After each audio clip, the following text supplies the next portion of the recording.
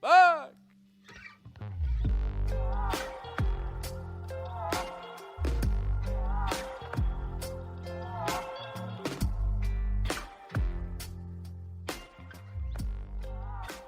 My name is Josh Miller. I own Riverstone Kennels, and I've been training gun dogs for more than 16 years. I have field trialed, I've hunt tested, but at the end of the day, I'm a duck hunter. You might find that the duck in our Duck Dogs podcast is spelled uniquely. The UK stands for my British Labs. I love my British Labs. I love what they offer me, both as a part of my family and the high motor in the field. As you're going to find, I have some pretty special dogs. Follow along in our podcast series here as we talk about both in the field hunting and in the field training situations that will hopefully help you progress with your dog at home.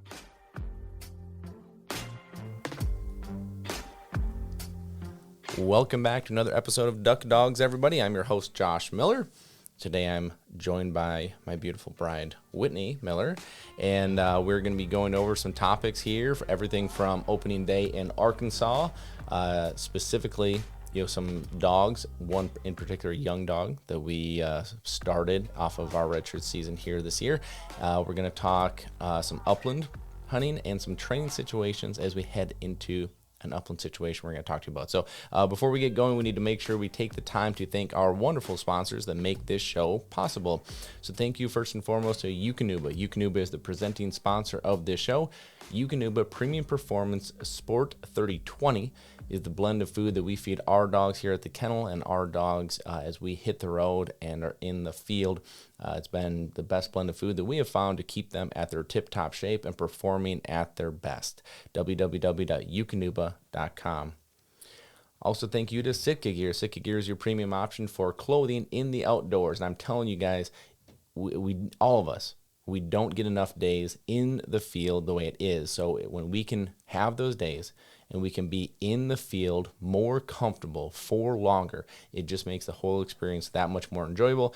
And that's what that Sitka Gear does for me. So go check out www.sitkagear.com.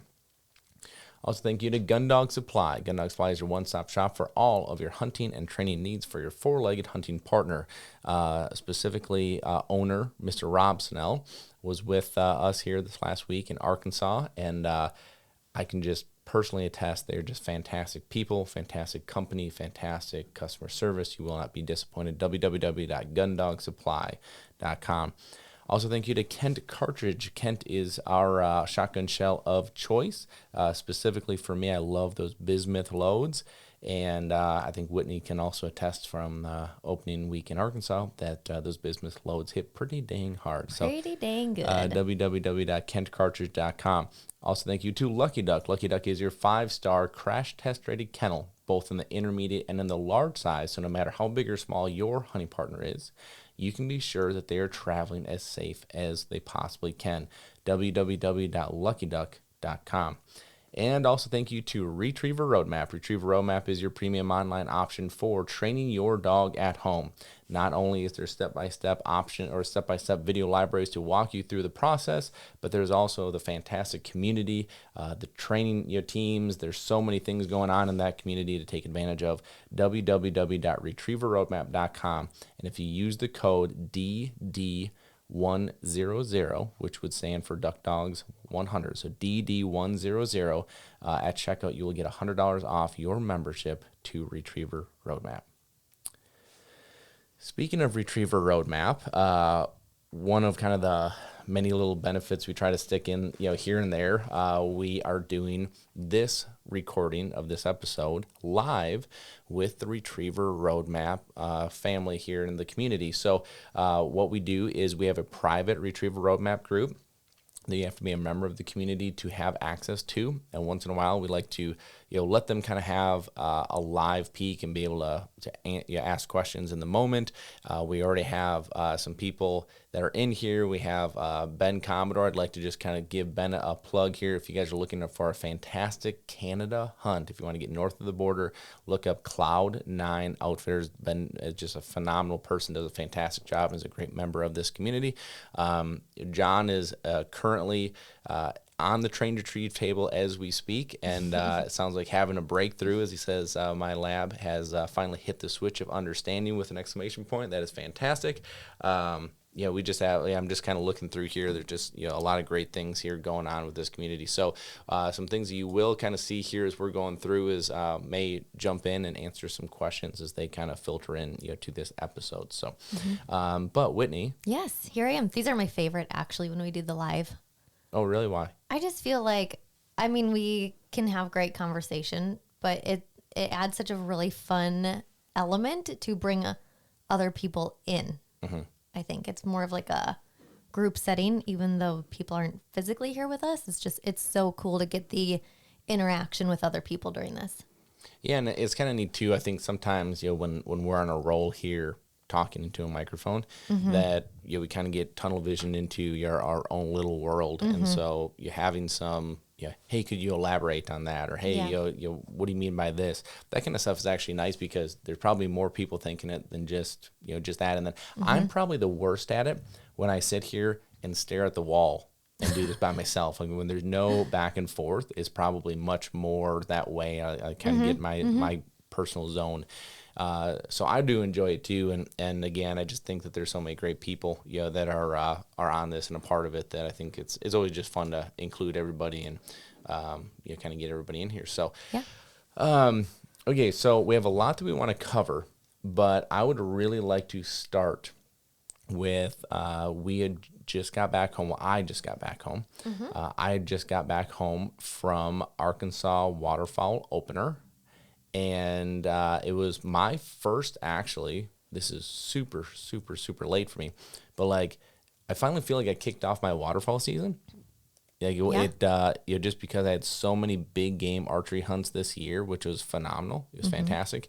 I do finally feel like it was the year of deer for Josh, which I have been waiting for forever. I shouldn't say that yet because I'm still going to go try to do a late season, get on a mature deer in Missouri again late season. But so far, when you talk about first red stag, I shot my second, Boone and Crockett archery whitetail.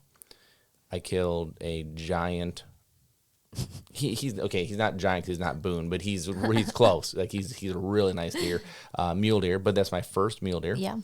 And pretty awesome little run there. Very. And so I'm super happy about it. But I also I missed my time in North Dakota specifically. Love being out there, with Travis and Marie and you guys. You guys went out there and we talked about that. We smashed it. It was great. We didn't even need you. I'm so sorry. We missed you, but we didn't need you. Sure, you did. But it did feel good to kind of get the waders back on, if you will. I hesitate saying that because I love dry field hunting, and so when we're up north, I always say if I never put a pair of waders on again, I'll be happy. But then I go down Arkansas and I want to live in my waders because it means being in the woods. So I think a little bit situationally, I would absolutely dry field hunt over puddle hunt and big water hunt up here in the north. But when I get down south, I would for sure rather be in the woods. I don't know. Okay, no, let me elaborate because there's a caveat to that. Okay. Love being in the woods because I want to talk because this was your first true timber hunt. Yeah. Okay, so I want to talk about that experience. I love the woods for the experience. Okay. I love the boat ride. Yeah. I love standing by a tree. I love watching these birds do things that you wouldn't get to see them do normally. I don't love it from a dog work standpoint because most of these are 20-yard retrieves. And that was hopefully you didn't get your ears. Did I just whistle? No, I didn't. No. I feel like I did. Most of them are 20-yard retrieves. They're the most difficult retrieve you have is cast them back into some thick stuff that you're going to lose contact with them, and then what? Well, you can't handle from there because they can't see you, you can't see them. So from a dog handling standpoint, not my favorite. I do love that our situation right now. We can get into a lot of field hunting opportunities, which this field, the field hunting down in Arkansas is, oftentimes flooded rice fields. So we still are in our waders, in water, things like that. But from a dog work standpoint, the fields are great to be able to stretch it out. That's where we can get these 200, 300, 400-yard blinds, really get some serious dog handling work in. So I love having both. Yeah, I actually really like the timber from a dog standpoint. I think it's so incredible that they're right there on top of you, and you watch these dogs like to me, that's really amazing to watch them on their stands on the trees. You have these birds coming down right on top of you, and they're whipping in between the trees. Like, I think that's actually really cool dog work to watch too. Yeah, actually, so if you guys are interested in following along what we're doing in our hunts, go to the Riverstone YouTube channel. And it's funny that you say that, Whit, because there was actually a comment, I can't remember which, I think it was on the opening day hunt. Yeah. There was a comment that said something to the effect of like how good Brock was and how steady he was, because there's multiple times that we're letting specifically gadwalls sit down right next to us as we're trying to work the mallards in. And I mean, they're right by us. There was one, I think I have video of it on there, but there was one that like sat down right by our tree, and it's like, meh, meh, meh, meh, meh. And that was my best gadwall impression. We always joke around with the gadwalls, and we're like, how deep's the water? Knee deep, knee deep, knee deep. That's what they sound like. But there was that one specifically in my head. There was that one that sat down right there and just meh, meh, meh, meh. And Brock is like, he looks at it, but then it's funny because Brock is such a veteran that he looks at it and is like, well, this obviously happened to just poof right back up to the sky, right? And he knows what we're looking for.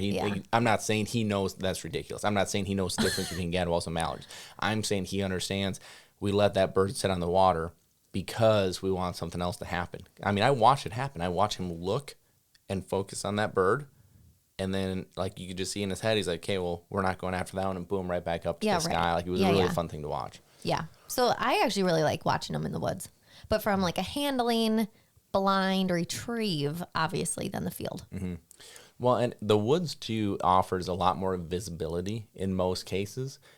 Those field hunts, it's so much about hiding, whether when a box blind. Oh, you mean like for the dog to see where the bird is coming from? No, I'm talking about a handling standpoint. I'm talking about, like, I love, like, in the field, you can go stretch it out. But, like, to your point, the way that you watch a dog, like, on the stand, how they work, there's a lot more visibility that can happen in the woods. And it is fun. Yeah. There were many times on that hunt that, you were standing to my left. Rob was, often standing behind us trying to take photos. And all of a sudden, you just see Brock just dialed in. And, you just knew. Yes. And it's like, oh, and all of a sudden you're, and they're, like, sitting down, and you're like, we're caught off guard. It was, it is fun to watch them. Super cool. The whole thing. So let's get into Arkansas opener. So Arkansas opener for us was absolutely fantastic. It was, and I know a lot of people didn't have this same experience. I know a lot of people said that it was slow. It was not good. We had a fantastic, opener. That before shooting hours flight was nothing short of incredible. Oh my gosh. Unbelievable. It looked like mosquitoes. Like, it looked like there were just layers upon layers upon layers upon layers upon layers of ducks, and they're just like, I didn't capture it in any kind of justice in the camera. Yeah. I tried, but I just couldn't. I couldn't relay. And you know how it is in those moments. It's like you have a beautiful sunset. You go take a photo of it. Or like, well, that doesn't do it justice. That's exactly what this was. And it was one of those deals. It's like, I'm so happy that you were there. Like, I thought you were a little crazy to drive 15 hours, which ended up being 20 hours because of our stop. Forever. Yeah. For one hunt. For one hunt, not one day. For one hunt. Just one hunt. And so we got up. We got in our spot. Yeah. We killed our birds. We walked out and literally drove right to the Memphis airport for you to fly home. It was awesome. Yeah, I actually love that so much. Yeah, because we rolled out the red carpet and catered to you. Princess Whitney here and Princess Whitney away. That is exactly how it should be. But the rest of the week really held up to that. Like, I'm not saying that it was that crazy as in that first day, right? But we had really, really good hunts. Yeah. The whole week. Yeah. It was pretty phenomenal. What was your favorite part? Okay, so this is your first true timber hunt. When I say true timber, like you've been in the woods before. I've been in the woods, but not on like it was your typical Whitney hunt in the woods. Like, and when I say that, like when we talked about North Dakota, like that was my first time ever being on like a duck hunt, like what people talk about, like an incredible duck hunt is. And so all the duck hunts before that were like, oh, here's a bird flying by, or here's a bird flying by. You know, like it just was not the, you know, where when you say you're in the woods and you see the ducks come down right on top of you. I never got that experience until opener. And it was so, so cool. And I don't know if it was just because of like opener. Like, I mean, there were so many birds. I just remember like looking up being like, the good Lord is really trying to make me a duck hunter here. Like, oh my gosh, like just in awe. And like the whole, even just going into where we hunted, like that was an experience in itself. Yeah. And then just watching everything get right. But like just watching these birds come and they whip through from left and right and from way up high and all the way down. And I just like, I also love watching them land in the decoys and just watching how a duck is on the water. And I also think there's this element of the way that the water ripples and standing in the water and you're around these incredibly beautiful trees. I mean, it was just the whole experience. It was so picturesque along with an incredible hunt. Yeah, so everything you're talking about, to me, kind of, I guess, validates to me what I usually say about the woods, which is, I believe it's, and I just can't think of a better word, but I think it's fitting. I think it's the most intimate thing you can do in waterfowling. Yeah. Because you see all the things you just talked about, right? Like how the birds come down, right? It's like, it's just, they float, right? It's not like this 100 miles an hour and feet down, which is super fun, but this is different. They sit down on the water and you're trying to work the big group in, and like they are literally 10 feet from you. Yeah. Right? Like that's different, right? Yes. It just feels so intimate, and it feels, I just feel like you feel more connected, you know, to what you're doing, which is quite frankly one of the things I love about archery hunting, right? So like the 2 deer that I was fortunate enough to harvest this year with my bow, the whitetail in Missouri was at 41 yards. The mule deer was 14. I mean, like at that distance, it is a different feel. It's a different encounter. It's a different experience than if I were to have shot them at 500 yards with a rifle. Yeah. Right? Like, yeah, the harvest is still equivalent as far as what you get out of it, but I just don't believe the experience is the same. And I'm not, you know, bashing rifle hunting at all, but like, because we still field hunt, right? It's just different to me. It is different. The experience is, it just hits different. So Yeah. that's where I kind of go, you know, with this. It's fun to me to hear you say all those things, because it's all the stuff that I believe on this thing too. Brock was a monster. He was. As normal. He was really good. It's just fun. You know, he's to an age that, quite frankly, it breaks my heart to see the gray hairs. He's 8. Yeah. Right? Yeah. And so obviously you start getting to an age where you start thinking about, you know, that the inevitable next step, right? Of like the slowing down, the retiring. I didn't see him slow down at all on the hunt, but I definitely saw the next day he's sore, you know, just like a little slower. Yeah. You know, Yeah. so you can see it, which is not fun. You know, that's obviously not the hardest part of this journey, but you know, it's definitely makes you understand a reality, mortality, you know, to this experience. I know everybody that's gone through this can understand this. And so for me, I am going to manage the hunts the best I can as far as, you know, what hunts he goes on, and give him as much exposure as I can give him. I do believe that the experience that I'm going to talk about here that we're doing later in the year is going to just provide more opportunity for him, which I love. So I think there's going to be some positive things going. But for me, this is where it's important to have that young dog coming up too. For sure. And For we sure. have that. So I'll kind of roll into the next phase of opener, which was probably my biggest priority that I had on this trip. So being that I had to pull the side-by-side down there, which was a complete blast getting 8 miles to the gallon, for 1,000 miles. You're basically like, if you guys have ever seen our side-by-side, so it's a crew cab Can-Am. It's got the quack rack system. It's got everything. It is like you're towing a large Jeep behind you. It's not fun as far as the fuel and mileage and everything else. But it's a necessity for being down there. We need to have it to go where we need to go. I mean, what would duck hunting be if we didn't like roll up to our spots in the Can-Am? It's like the whole experience. Yeah, I mean, I'm hopeful that we have a boat here soon, because I think that I just love the boat. I just love the boat aspect of it. Yeah, for sure. And we have one of our Retriever Roadmap members who owns a custom boat shop that we are working with, and that will be a story for another day. But yeah, I mean, it is part of it, and part of the experience, but it's still not fun towing it down there. But anyway, I was pulling the Can-Am.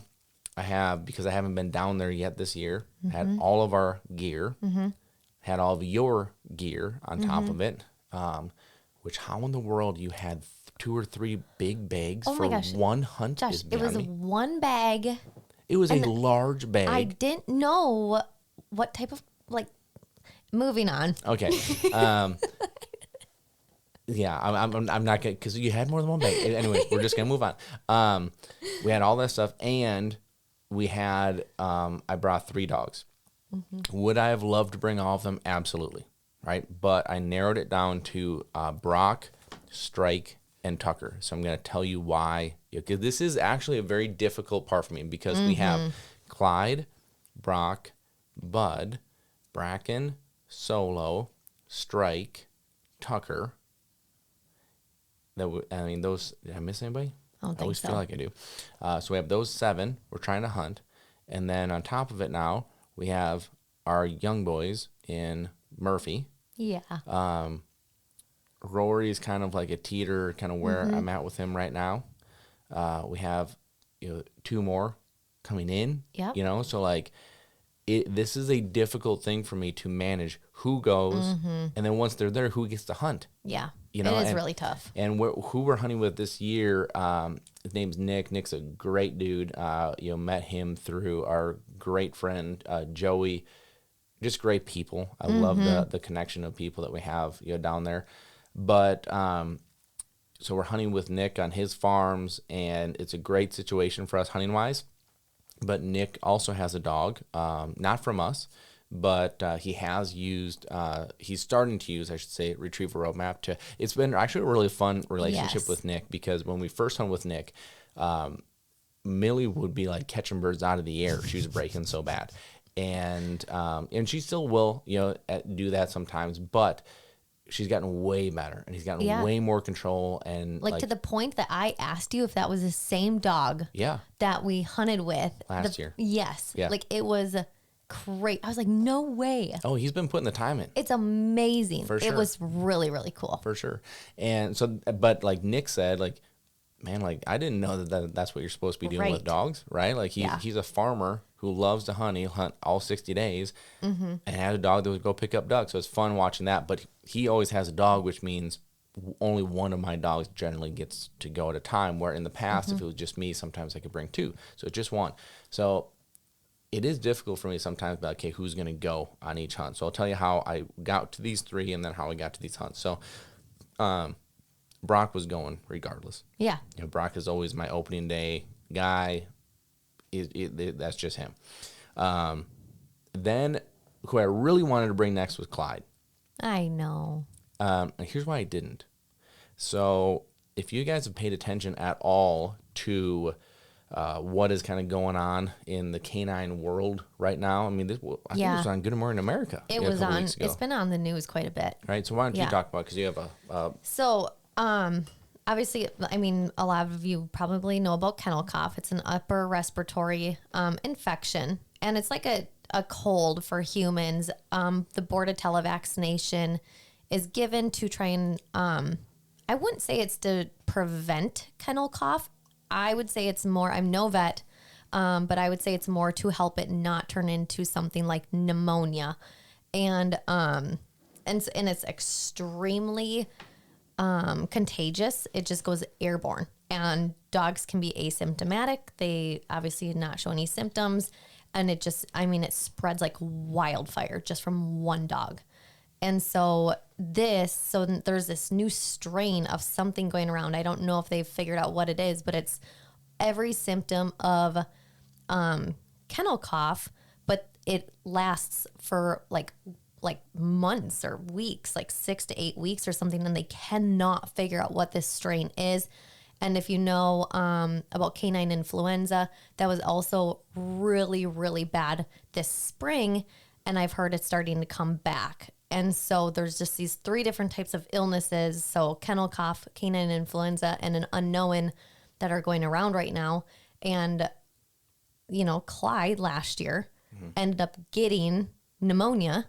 We don't know how, but he did. So I'll jump in on that. Okay, That was okay. That was very educational. That was great. You tend to be like the vet of the two of us. Yeah, I know. Right? So that's great. You've educated yourself very well on all this stuff. So last year when we were down in, some of you guys may have heard about this last year on the podcast, but when we were down in Arkansas, Clyde got what we believe the progression was, a version of canine influenza or kennel cough. Asymptomatic. That rapidly turned into pneumonia. Yes. And I mean, within a day, he is lethargic, can't hardly breathe. Not eating. I took him to Memphis, to an emergency vet in Memphis. Big shout out to Dr. Joe Spoo, who hooked me up with hey, this is the place to go. And he's just such a valuable person in our life, because the reason he had us go there is because of the certain equipment that they had. If it was X, they could handle it. If it was Z, they could handle it. He was great with all that stuff. Anyways, we get to the emergency vet. They couldn't figure it out right away of what it was. We're talking are we going to lose him? It was a really stressful thing. And so then they had deemed that it was a pneumonia. I think they kept him there for 3 days. They kept him there for a while, yeah. Yeah. And, luckily he came through and everything. But he's 9. Yeah. Had gone through that last year. I was not going to travel with him in the case of, I know this kennel cough thing is going rampant. Although I do all my precautions, I talk about this a lot. When you're traveling, don't stop where everyone else is going to stop. Yeah. Don't stop at a truck stop. Don't stop at a rest area. Don't stop at a convenient spot by a gas station where everybody's going to let their dog out.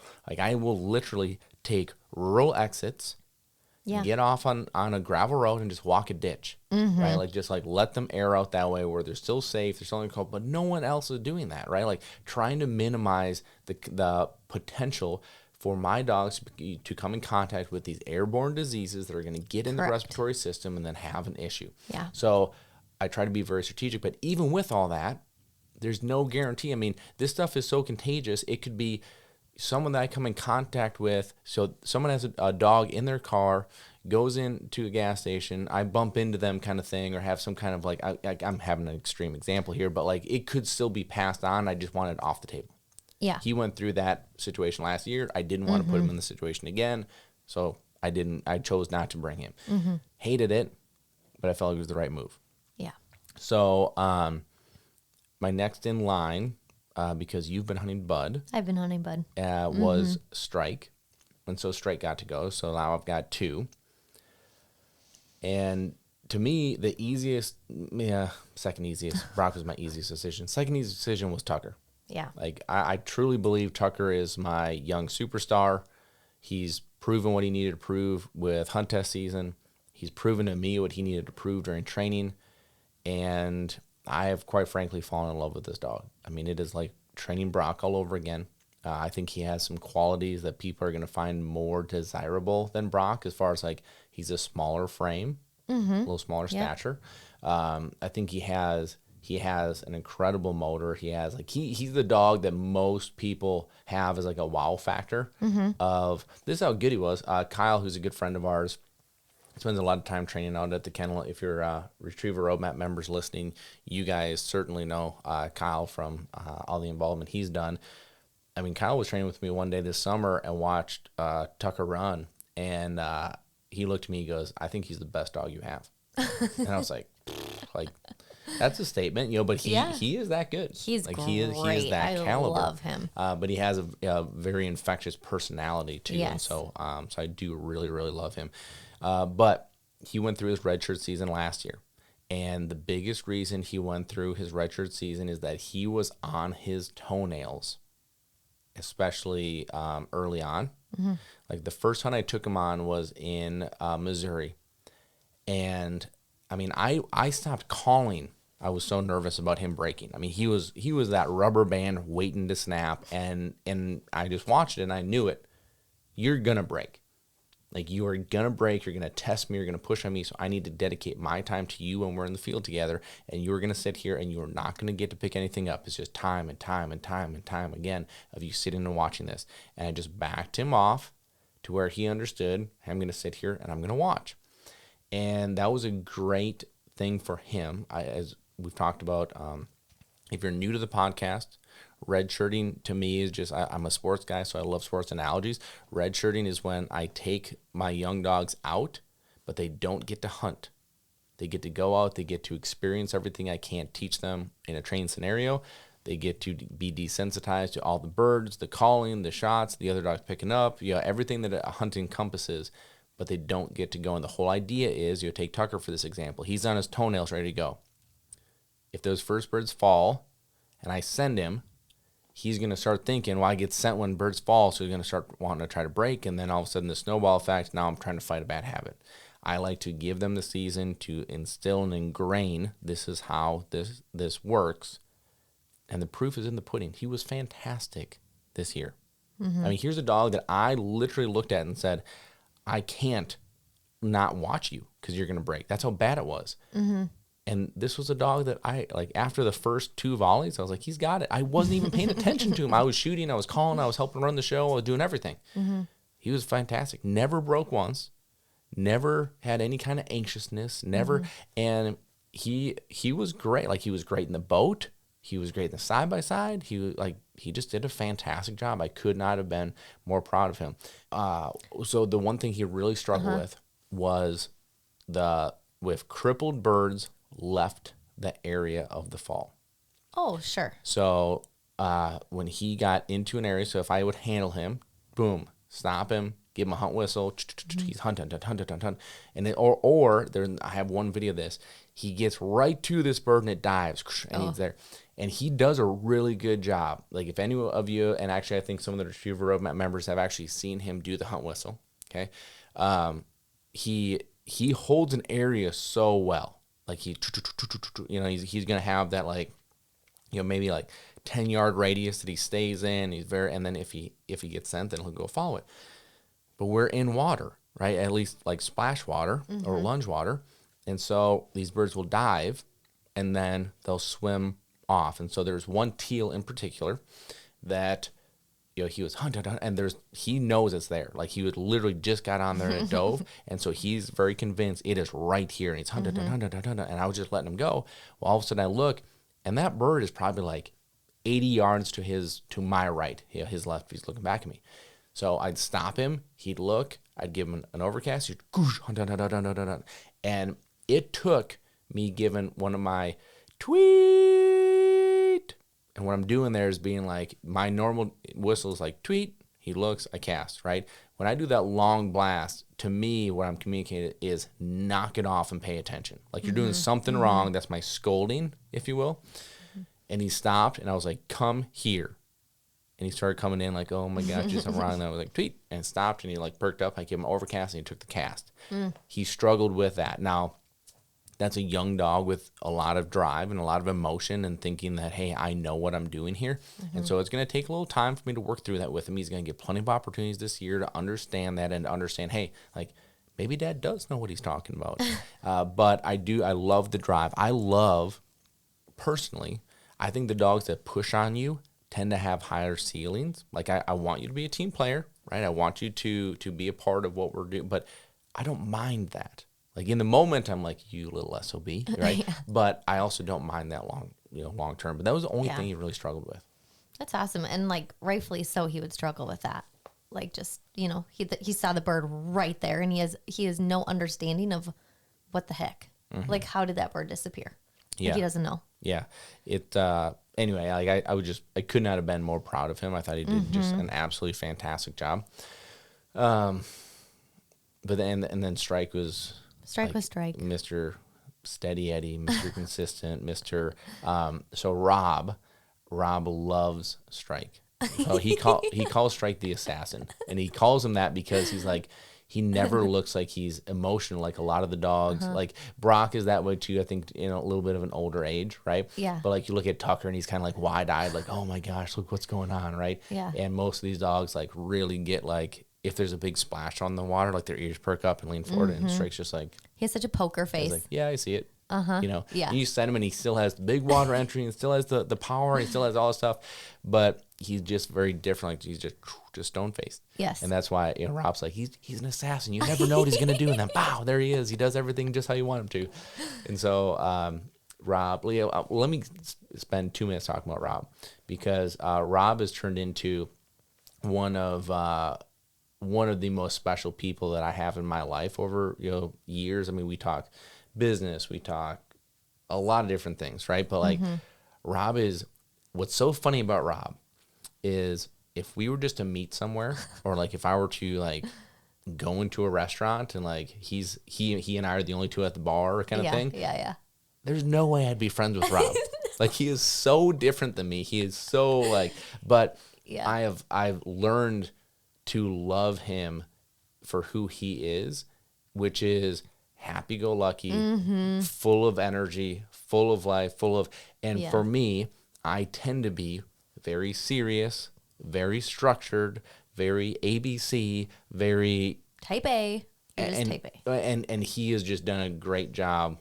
How you do a great job of doing that, with me, but it's been fun to just kind of appreciate him for that and go like, look, like everything doesn't have to be so serious. Everything doesn't have. So the one thing, we've talked about this again on this podcast a long time ago, but one thing that Rob and I do on a regular basis, we'll look at each other and be like, good.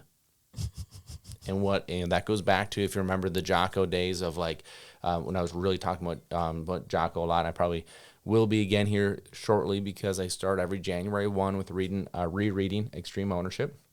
But something that Jocko Willink, who's a Navy SEAL, talks about, or an ex-Navy SEAL talks about, is he talks about how when something goes wrong, instead of panicking, instead of throwing your hands up, say good. Because there is something good that is going to come out of that situation, right? So like, you didn't get the job you wanted, good.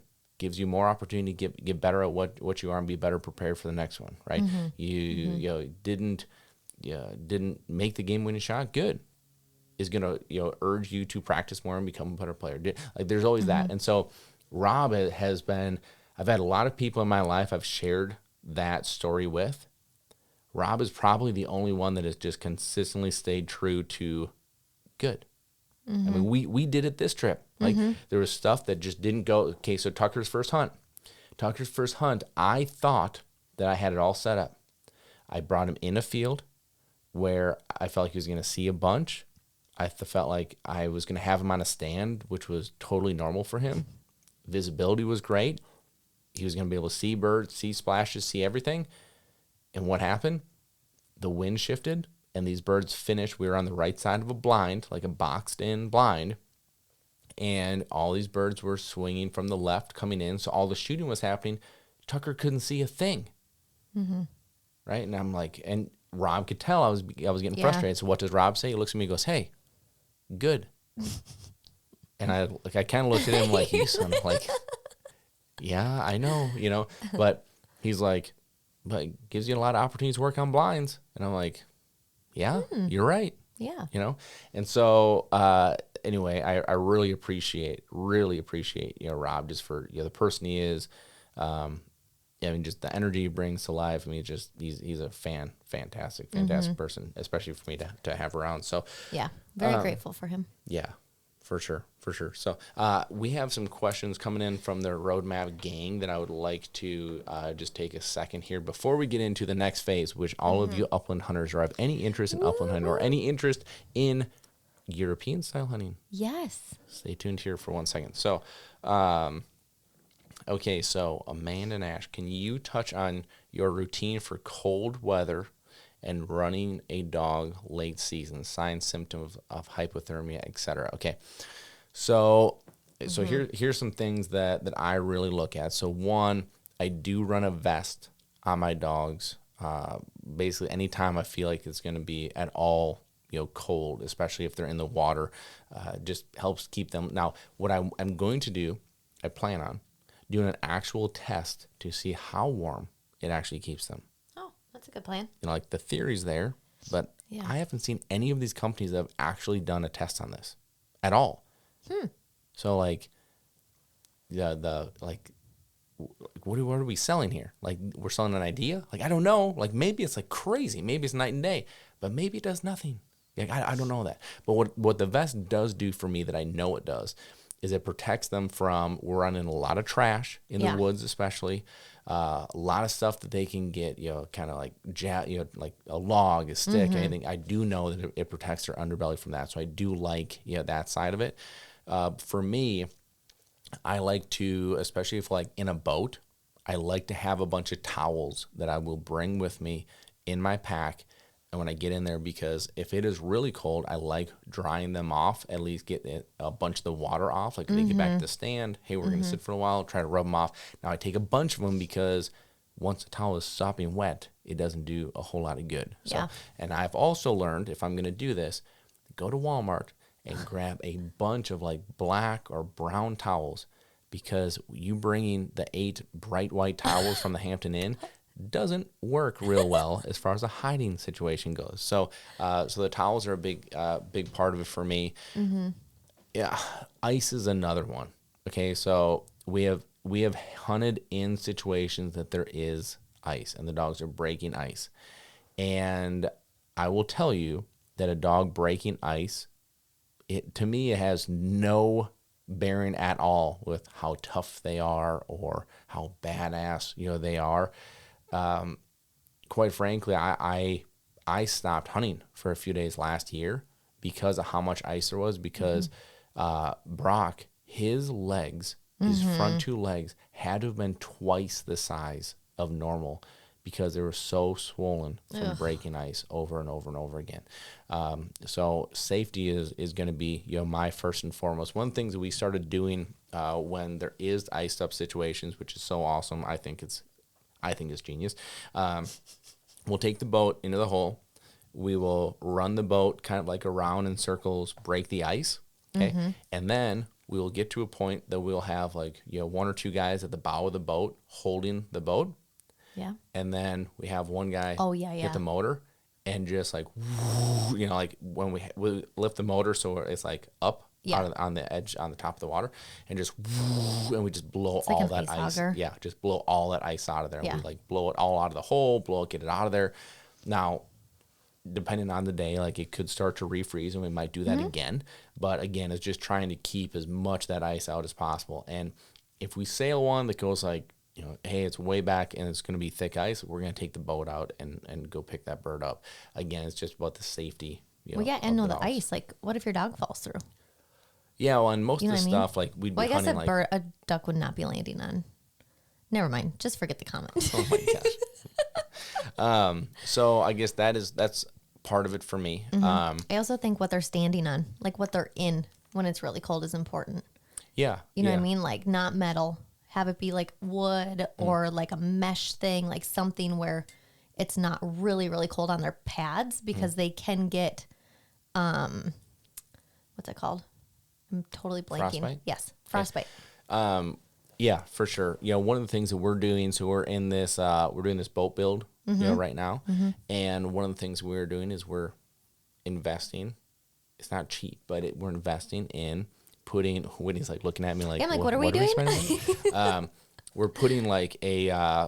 I wish Pete was on here to be able to talk about this better, but we're putting like basically like a. Oh my gosh, I'm sorry about that. I guess basically we're putting like a foam, like padding. It would be the way like over where like all the seats would be, where all because you think about like we've been in boats that dogs have sat there and like stuck to the bottom of the boat. God. Could you, especially a boy? No. Like, could you imagine? Poor thing. You know, sticking to the bottom of the boat. Are you kidding me? So like we're trying to do everything we can to make it to where that kind of stuff is not going to happen. So I don't know if that answers the question real well, but Mr. Sigorsky, field/blind question. Blaze and I are having an awesome season so far. Awesome. Ducks were slow during the first split, like it sounds like most people had. Great. Grizz guy come hunt with us apparently. But Blaze is fortunate to have lots of retrieve so far. It was fun to watch him think and figure things out in the field/water.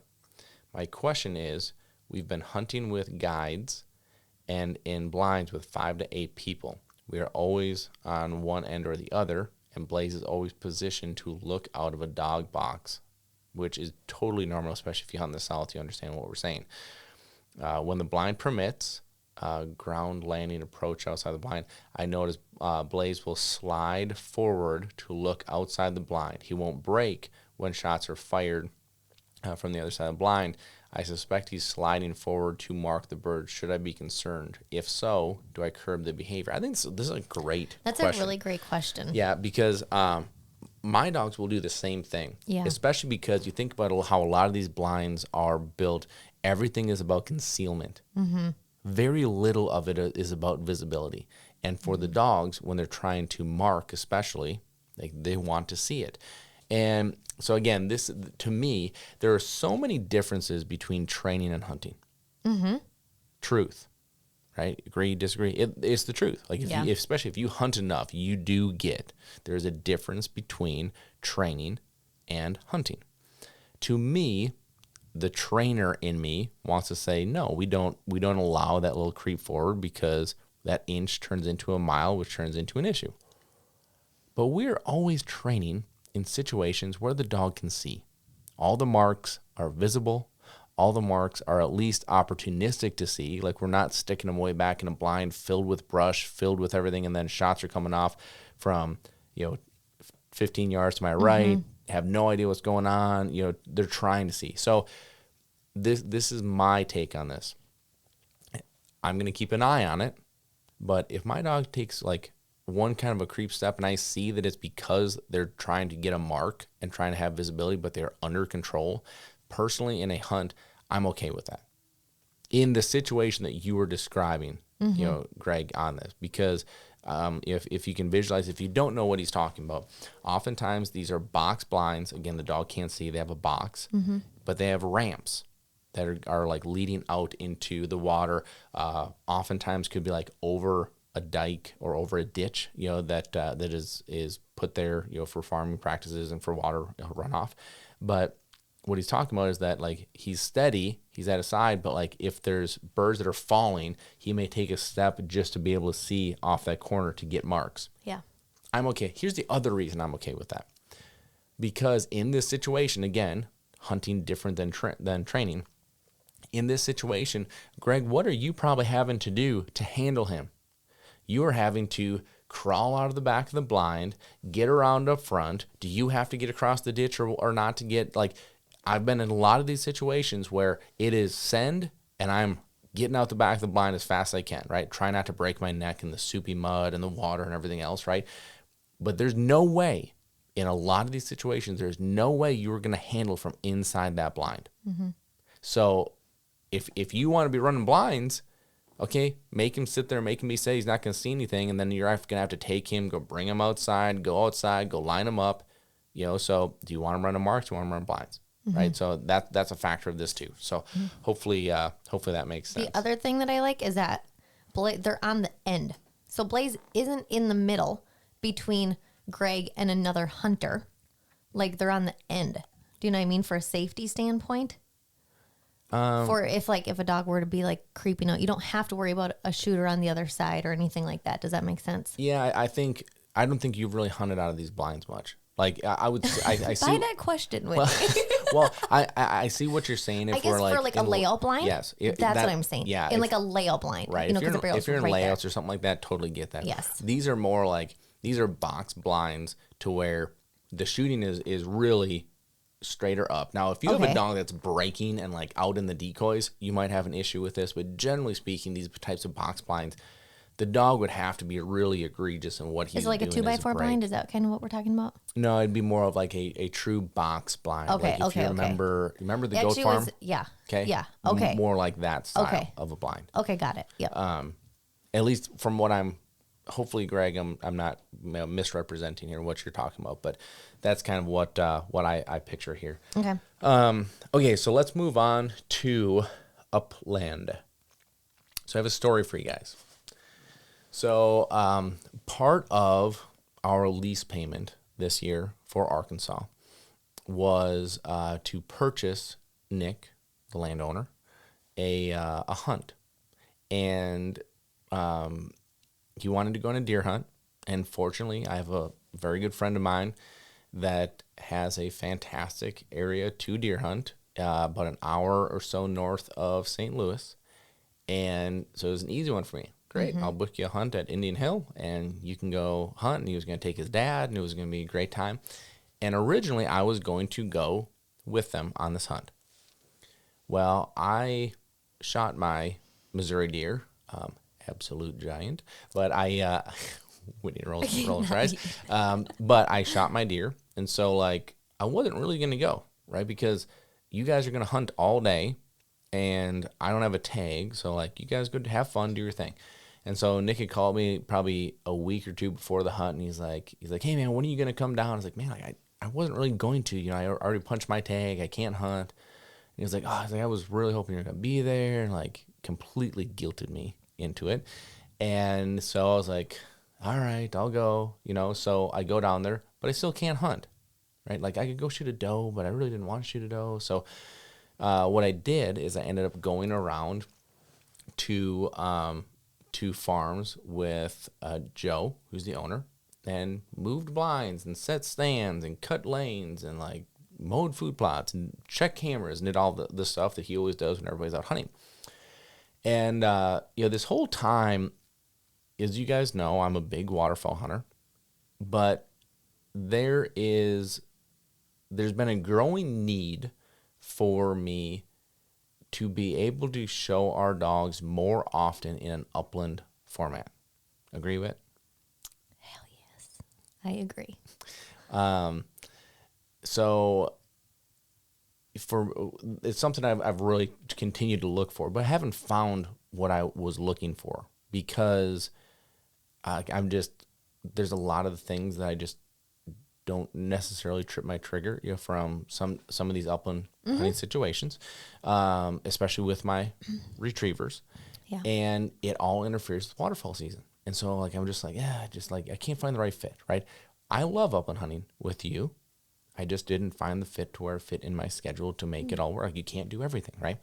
So we actually had a guy, that's a little bit of a squirrel moment, side note, is we had a guy that dropped off a dog for a bird and gun intro at the kennel. And he came in, and he was like, man, like I really, really, really wanted to get a dog from you guys.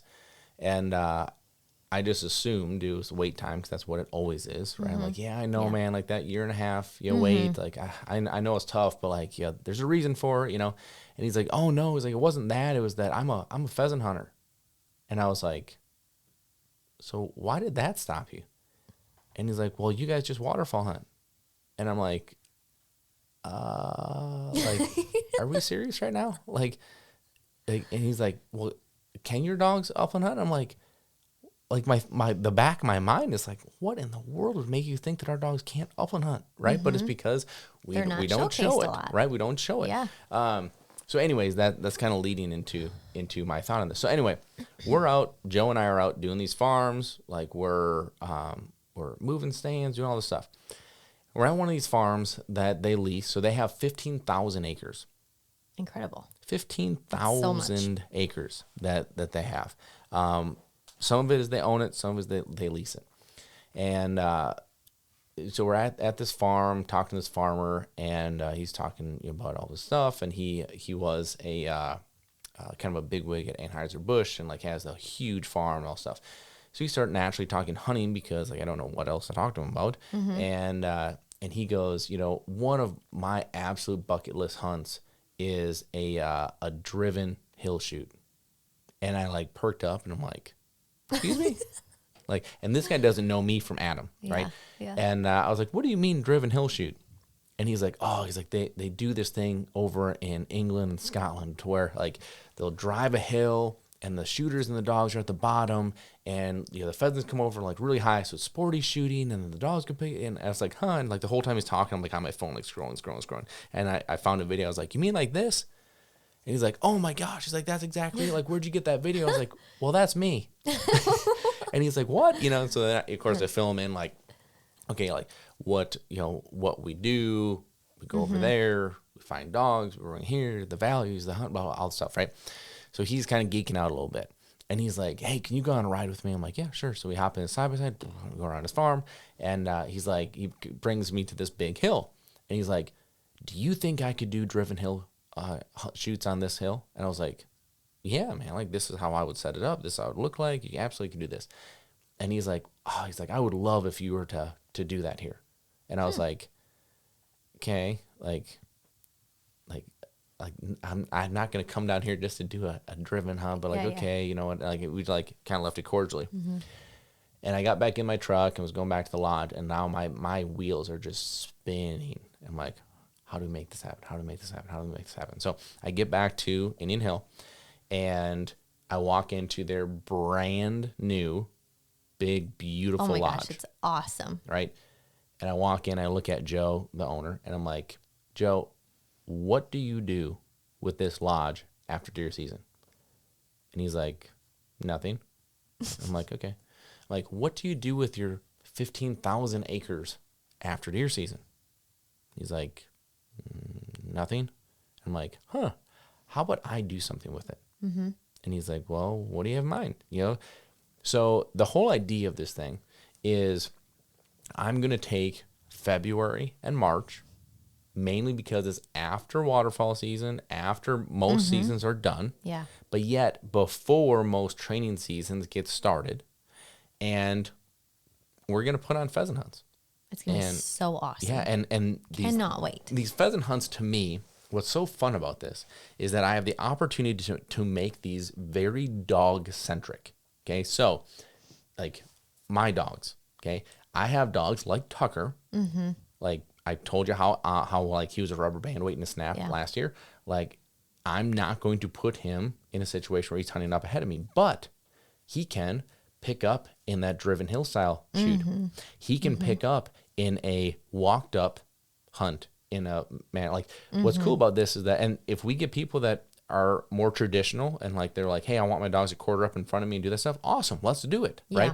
There's gonna be a lot of opportunity to hunt really however we would want, or how the people that are coming, how they want to hunt. And but so that's what gets me super, super excited about this. Like so many dog opportunities. How does your dog hunt? Great. Let's put them in a situation to succeed. Let's get a bunch of feathers in their mouth, a bunch of new opportunities. And then to be able to bring some of these hunting styles like we have participated in overseas here, I think is such a cool thing. I don't know anyone else that's doing this. Right. It's so different. It's so fun. An incredible experience. Now, with that being said, I am going to have to work with some of my dogs to quarter up in front and to work up in front of me naturally, because I know that we're going to have groups that come in. They're like, hey, I want to hunt more traditionally to how we do here. Okay, great. Let's hunt like that. But right now, most of my dogs don't. Like I have to do it from a test standpoint. I have to do at least a little bit of like, hey, get up in front of me, sit to flush, retrieve the hand, all that stuff. But this is going to be a little different. And so now what I'm going to be challenged with is loosening the reins up a little bit and letting them work in front of me. And so I'm going back to very basic type of drills to do this. So what I'm doing is I'm going to start with about a 40-foot check cord, and I'm going to work my dogs back and forth, let them get up in front of me, and I'm going to make sure I have bird contacts out there, let them hunt, go, sit, maybe shoot a pistol, or a cap gun, right? Boom, make them sit there and watch it fly away. Good. Now we're going to work that. Now we're going to work, the sit to flush and then send on the retrieve. We're going to do some things. Now, they're probably going to hunt with dogs that aren't steady two-shot, and they're just going to chase on flush and go, and that's okay, But I'm going to want my dogs to be very, very under control, because the biggest thing, especially from a retriever standpoint, that I get frustrated with in upland hunting formats is how I believe that 90+% of the time the dogs are out of control.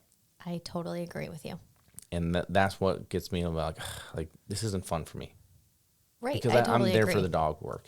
Yeah. So this is going to be super, super fun. We actually have right now, as you can probably imagine, I'm scrambling a little bit, getting like all the business things in order. So we just started booking hunts. So if this is something you're interested in, reach out to me, let me know. Probably on my personal pages. So whether it's my personal Facebook or personal Instagram, or email me, josh@riverstonekennels, s at the end of kennels.com, josh@riverstonekennels.com.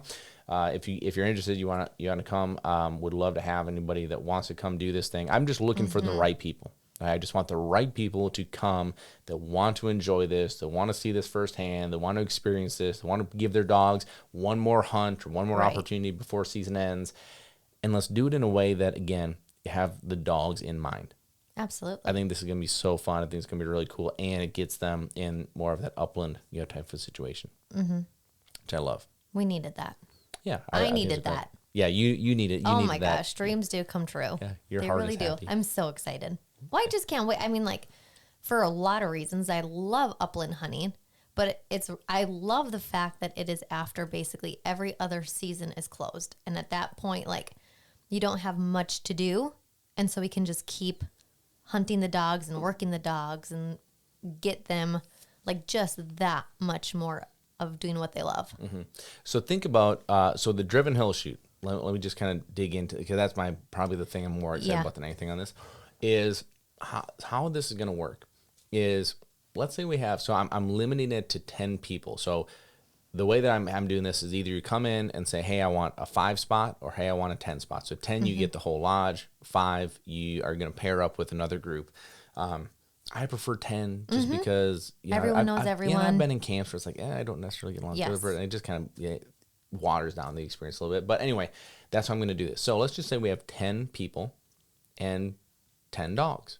How we're going to do the driven hill shoot is 5 people are going to shoot, have their dogs, in the trailer. 5 people are going to run their dogs. So it's going to be sporty shooting. It's going to be high. It's going to be difficult. It's going to be all stuff. And then the dogs will sit steady at the bottom of the hill. Birds are going to drop. I'm going to be marking where birds are. Okay. Then I'm going to radio to the guys. Hey, hold up, stop. We're going to pick these up. All right. Jim, send DUK on that one there. Good. And just rotate. So dogs are going to honor. They're going to be steady. They're going to go get a ton of opportunity. Think about a dog that is struggling with steadiness. And you didn't get them out waterfowl hunting enough this year, right? That dog is going to have to sit there and watch 100+ birds fly. Yeah. Right. And then, roughly about halfway, through, then we'll rotate. And then, the 5 people who are handling the dogs will then go shoot, and the shooters will go get their dogs, and then they'll handle the dogs. I just think there's not a ton of opportunities to do something like this, right? Yeah. I get tower shoots are kind of meant, not kind of, I think they are. They're meant to simulate this type of a thing. But this is more the real deal. And especially because I've been there and I've done this, I can bring a very authentic experience then here as best I can, to provide that. So I'm really excited about it. I'm excited too, and you can have dogs of all ages. You can have beginner dogs that we can set it up for. You could have if someone literally, this dog is old and they need that last incredible hunt, you can set it up for that and anything in between. So it's so, like you said, it's really, really catered to the dogs. Right. So speaking of the dogs, you have been taking Bud and kind of making him an upland dog anyway, right? And so now this is kind of opportunistic because you'll be able to float this into now being able to apply now. So he's going to be one of my dogs for sure that's going to be able working in front of me, quartering back and forth. It's going to be a little bit of a tough choice for me, who I take from here and do more of that with. Yeah, because some you're keeping strictly for just waterfowl. They're not all going to be crossover. Yeah, like I look at like, okay, so like Brock is 8, Clyde is 9. Right. It's going to be harder to kind of get them. They've lived their entire life with being at my side. They're a little harder to have to loosen the reins on them. I look at a dog like Tucker, and I'm like, there's no way I'm letting this fire-breathing dragon get up ahead of me, because like I still have aspirations of what I want to do with him in test season, what I want to do with him with waterfowl, so like I'm not saying I won't, but I'm saying like it won't be like the easiest decision, right? For me, but I don't know. Like I have to choose some. I have to choose a couple of them. You have to choose some, right? I have to choose a couple. Purdy will be thrilled. Purdy will be thrilled. Bud will be Bud thrilled. was great. I was so proud of him in the Upland field. Yeah. So tell us a little bit of what you've been doing with Bud. So I took Bud. My very first hunt I took him on was another ladies' hunt that my good friend Wendy brought. Me and some of her friends and Aaron, and brought us down to her land, and Aaron from the kennel. And I brought Bud down because I knew this is her private land. We know there's birds there. I know it can be extremely controlled. I brought Purdy as well, but I hunted Bud first by himself. And of course they're like, well, why are you not hunting Purdy, right away? And I really just wanted to focus on Bud. I honestly had, I thought he would stay close just because of all the control of waterfowl season. I mean, he's 6 years old and he's only done the waterfowl hunting with Josh. And I thought he was going to stay close. But again, he goes on a lot of walks with me every single day. So I was like, is he going to be hunt-minded, or is he going to be, it's playtime with mom, I'm going to go and run and have fun? And I just didn't know. And I did not need the distraction or the extra, hey, what is Purdy doing? Where is she doing? Where is she? I didn't need that distraction of Purdy. I wanted this to be all about Bud and focus on Bud. So at first, of course, like I totally expected, he stayed right at my side at heel. But then he started to kind of look, and I think I don't know, like it was really interesting to me because he kind of started to work out in front of me on his own and kind of quarter on his own, which I thought was really interesting and not what I expected. I was pleasantly surprised, but he did so well. I mean, so there were 5 of us, and he, like in the middle of it, he was literally quartering in front of us, like 10 yards. He'd go down the strip in front of us and down back to check in with me. And it was so cool. I think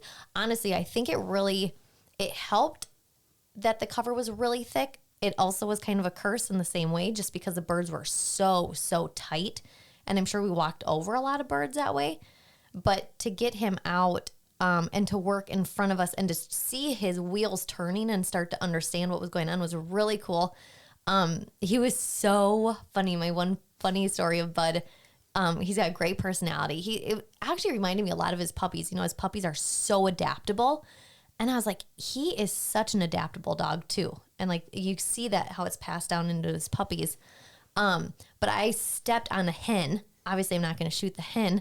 And Bud, he was so funny because he was right by me when I like basically stepped on it, and he sock it up, and to watch it fly away, he stood on his hind legs with his front legs in the air like a human and just watched it fly away. But he was completely steady. Like he didn't chase it. I never had to say anything to keep him close, but I think a lot of that control came from how much he's done waterfowl hunting. And I understand like why we always say you should focus on waterfowl hunting. If you want your dog to be versatile, you should start with the waterfowl because it's so much control before you ever bring him into the pheasant field. Well, so a couple things. One of my absolute favorite photos I have of Bud is someone that took a photo at a hunt test, and I was standing in a holding blind waiting to go with Bud, and I was standing, Bud is on my left, and I'm standing talking to somebody on my right, and Bud is literally standing on his hind legs with his arms like a human, like draped in front of him. I was thinking more like a kangaroo for some reason. Yes, that's a better description. But he's literally standing so he can see over the blind, so he can watch the test go on. It was the funniest thing that I've seen. But okay, so all that is great, but you are discrediting a few things. One, you're discrediting my work that I've done with him because I've had to do upland work for the steady to flush side of it from a test standpoint. Sure. And then 2, I think you left out, if you didn't, I completely missed it, is the check cord work that you've done with him leading up to this. You put him on the check cord, just working, walking him back and forth. Like, that's all stuff like easing into this, because if you just go, you use a cue, most people say hunt him up, right? Yeah. If you like, your dog's going to look at you like you're saying refrigerator. Like, they're gonna be like, what? They're like not this is know. right. And so to be able to just like loosen them up and like get them to go, working them back and forth on the check cord, and like what we like to do is like when they start getting up ahead of you, stop talking. 100%. That's Too many people talk too much, and when they start talking, right? So like the dog finally starts going, it's like good boy. Well, of course the dog like looks at you, comes right back in. Yes. Let them go. And with that check cord, if you're walking at 12 o'clock, okay, start walking at 2 o'clock. Let them go. And then start walking at 10 o'clock. And you don't say anything, just bump, bump on that check cord, just that little bit of a tap, and just keep walking. And then bump, bump, and then just keep walking. And then all of a sudden, they will start kind of have this windshield wiper motion as far as back and forth goes. I do think it is worth noting that retrievers are retrievers, right? So like we have flushing dogs in spaniels, in cockers, in like dogs that are like true flushing breeds, right? Now, I think this speaks to the versatility of a Labrador or a Golden, or you don't see many Chessies in the upland field, but you do see a lot of Labs and Goldens. I think it speaks to the versatility that they can do this, right? Yeah. But I would also say the retriever was built to retrieve, right? Just like, that Spaniel, will retrieve, but was not necessarily bred to be a retriever, right? Your short hair retrieves, but it's not bred to be a retriever, right? It's not like who they are at their core. Yeah. And so like who our dogs are at their core, they're retrievers. So we're getting them to play in a game in this manner, but the retrieve aspect is and that's why the control piece is so important to me. I don't want this completely wild, because like, I've guided at pheasant farms. Like there's one place in particular out in South Dakota that I did. I guided at a quail farm down in Kentucky, and I've been around this and have done this, and it's just like there's chaos. Like, this is not going to be chaos. I want things to be under control. I want things to be safe, but I also believe that leads to more fun, especially if you're around very dog centric people. Now we're going to have people that come in that don't have dogs. And in that case, like we're going to put on our show and do however they want to hunt. And it's going to be, we'll make that really fun. Yeah. I love that because it's just more work for our dogs. I know. So I love that side of it. But anyway, I really, really think that this is going to be a really fun, It's going to be so fun. Yeah. So again, if you're interested in that, reach out to me, reach out to Whitney. These are probably going to go pretty fast. Again, this is only during February and March. So if you're interested, let me know. We'll get you on the books for this. But it's going to be a really, really neat thing. So anything else you want to touch on today? So to the Retriever Roadmap crew, I apologize because my comment section says NAN comments. So like I know there's a bunch of questions. I can't see them. Brady Brickham says, will trained retrieve help with a dog's tendencies to play with dead birds? I'm just starting this section, but have used dead birds in training, and she seems to want to rip them up. Is this a maturity thing? She's almost a year old. So so that train retrieve process is going to be teaching her and formalizing her mouth of this is how you pick something up. This is how you hold it. This is how you deliver it. Now, if you have a dog, Brady, that has this bad habit, I'm going to urge you to take your time and don't go too fast, which is always the temptation for everybody, but especially with a dog that doesn't have maybe as natural a retrieve, or maybe she wasn't, just a bad habit that had developed. Of course, I don't know, but this is she's almost a year old. Yeah, potentially some maturity, but also like this probably sounds like something that just needs to be nipped in the bud and needs to be taken care of. So train retrieve is absolutely what I would suggest you doing. Make sure you just take your time through that process. If you need, if you have questions, of course, always, reach out to me. Always happy to help you guys through that. But that's what I would be, really focusing on going through is that train retrieve section. So, anything else you want to hit on? No, that was the last comment that I had in mind too. Okay. Cool. All right, you guys, we're going to wrap this thing up so we can kind of get on with our day, but I hope that you guys have an absolutely fantastic day, and what I hear is what I'm going to leave you with. Good. when adversity hits, say good. Find the good in the situation and go make it a positive light. Hope you guys have a fantastic day, a fantastic week, and we'll talk to you soon. Goodbye. Thanks for listening. Be sure to follow us on Facebook and Instagram. Leave us a review on iTunes, and a special thank you to DUK, because without them, we couldn't do what we do here, bringing this information to you.